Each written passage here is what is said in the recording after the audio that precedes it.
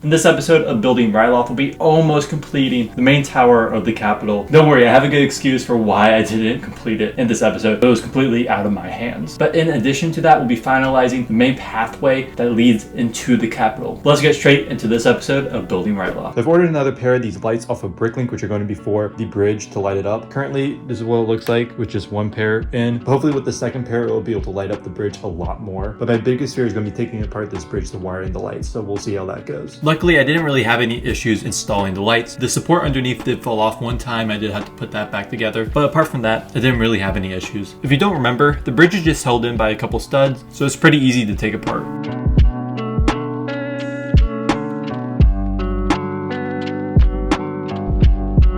But with these extra two lights, I definitely think it really enhances the overall look of this bridge. It was definitely worth picking these up, especially because of how it looks with all the lights off. Now I want to shift my focus back to the main pathway, which we haven't visited in a while. But in this episode, I want to completely finish the pathway, which means completely detailing it as well. So that means I'm going to be making use of a lot of tiles, cheat slopes, and curved slopes to have a nice balance between tiles and studs. So right now I'm just finishing up this base plate. Later on, we will finish up this entire pathway.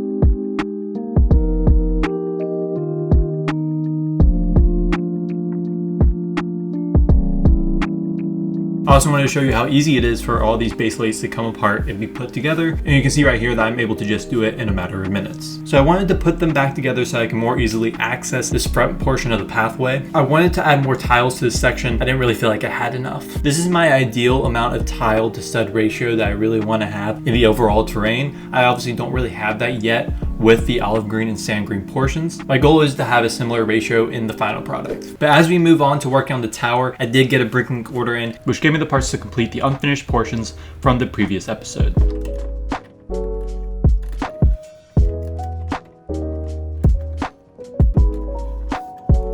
I also reworked the transition between these two sections of panels. I made the change to using wedge plates in this area because I thought it gave a cleaner transition compared to the panels that I was using previously. But I do think it is the best solution I've come up with so far.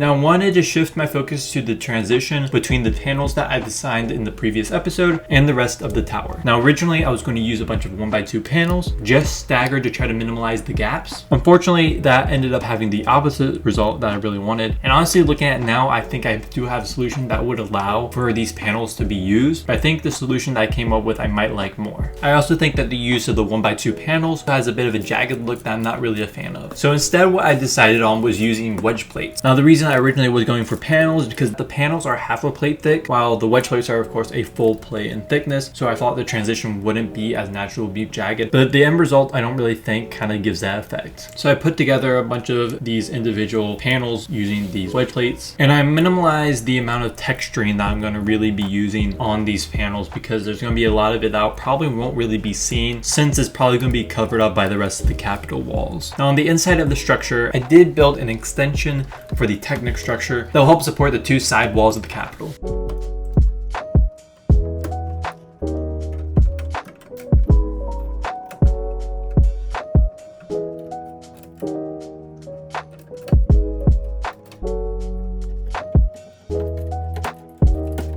Now I can place all these side walls in and you can see how they merge with the rest of this tower.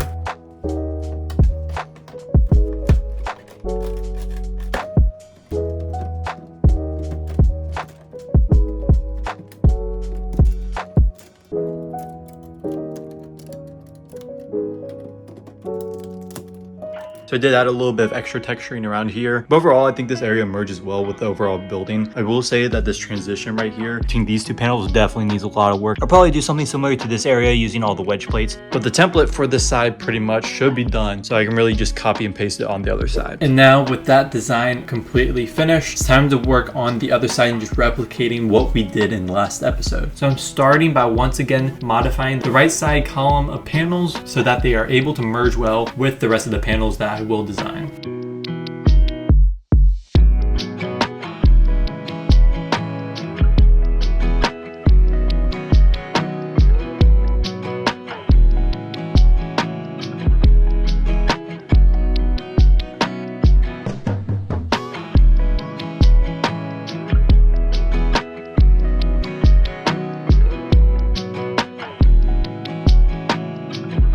But with that pretty simple process concluded, I am able to start on a couple of these curved sections. I am able to build the first two sections, the top and the one below it. Now, unfortunately, I somehow ran out of the majority of my light bluish gray plates. Now, it was looking like I would be able to finish it, but the Bricklink order I put in to get more parts ended up getting delayed by 2 days, which is until today as I am recording this voiceover. So yeah, it's not my fault. It somehow got stuck in North Carolina for 2 days. I don't know what happened, but yeah, it is a shame because I was planning on getting that entire portion done for this episode.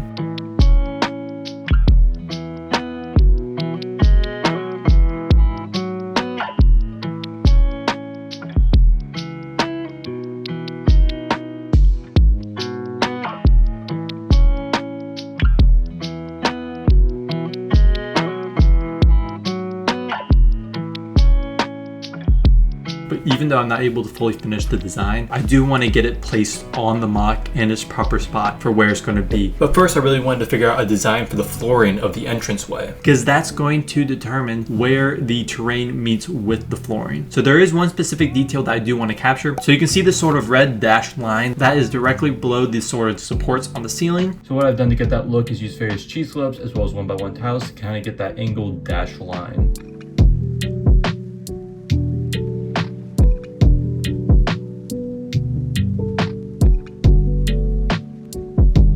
I also have this dark bluish gray portion which is lowered by half a plate compared to the rest of it. Now this portion is lower than the rest of the flooring in the episode, so I thought a half a plate would be good to kind of get that difference. So the interior structure of the tower is able to just sit right on top of the flooring, and the flooring is just laying on some tiles which is right on this base plate that I've used. I can now attach all of the panels to the interior structure, and in this time lapse that is exactly what I am doing. Now I did run into a couple issues, so I did have to change up the design slightly of one of the panels.